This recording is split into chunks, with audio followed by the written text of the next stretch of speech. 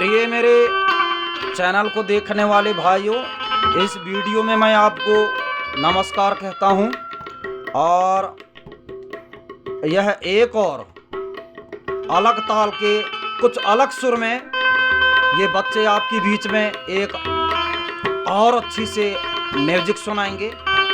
और मैं आपको बताया हूं कि यह पंकज सारथी है, इनका उम्र लगभग 11 वर्ष है और यह है गुलशन गंधर्वे, ये लगभग 14 वर्ष के हैं जो बेंजू बजा रहे हैं। तो इनकी वीडियो आपको पसंद दी है तो आप लाइक शेयर कीजिए ताकि और अच्छी से मैं और इनके बाजा आपके पास पहुंचा सकूं। तो आपके बीच में मैं इन बच्चों के वाद्य यंत्र को मैं समय को ना गंवाते हुए चालू करता हूं, शुरुआत करता हूं।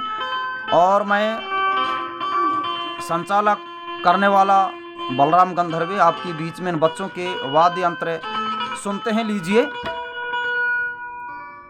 1 2 3 4।